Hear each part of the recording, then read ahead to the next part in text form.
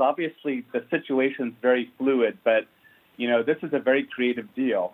It's somewhere between a new vendor agreement in cloud and a joint venture, all with the goal of satisfying the U.S. and creating value for the owners. So, in particular for Oracle, it's quite an interesting deal. TikTok Global would strip out Google Cloud infrastructure in favor of Oracle. And that's great for them because Oracle's really struggled compared to competition from Amazon and Microsoft and Google. So now Oracle can actually claim to be hosting, what might be the two most important sites of our generation, both TikTok and Zoom. And they take away a good chunk of equity in TikTok in the process. So for them, it's quite an interesting deal. There's no transfer of algorithms and technology. Does this pose concerns, and do you perhaps think that Oracle may push towards that in the future? That's pretty interesting because, there's been a lot of talk about the algorithm being critical to TikTok, and obviously it is critical, but it's actually not unique. It relies on standard machine learning ideas, and they're actually published in the academic literature.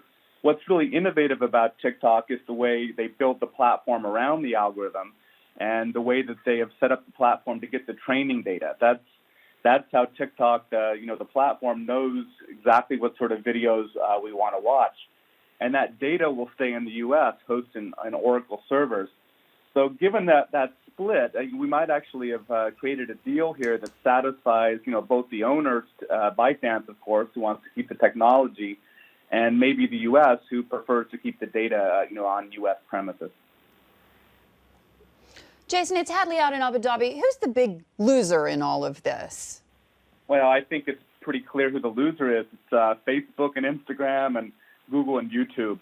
I think they were really hoping that this would create a situation that would give them the runway they needed to go build a viable competitor to TikTok.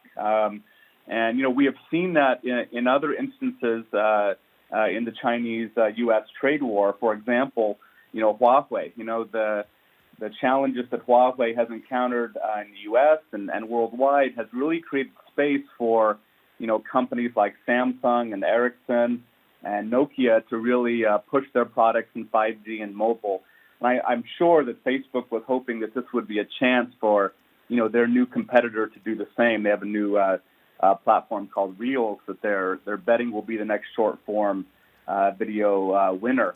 It looks like that's not going to happen. It looks like they're going to have to go up against this giant that is TikTok. What does this mean in terms of the big picture, do you think, for the United States? Because whether or not President Trump is reelected come November 4, does this mean that we're going to potentially see a policy of reciprocity?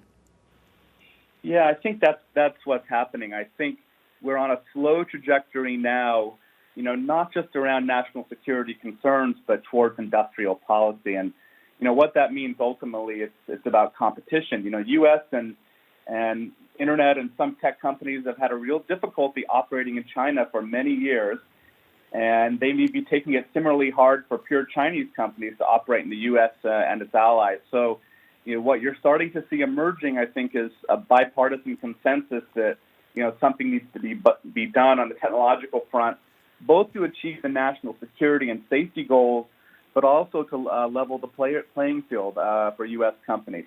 Now, whether this achieves that goal is another question, but it is certainly another instance of, the rise of two internets that's been talked about a lot.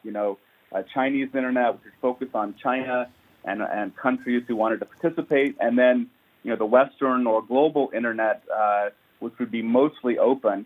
Well, it seems like they might be putting up a two-way blockage, especially if it becomes harder for, platforms like WeChat to work in the U.S.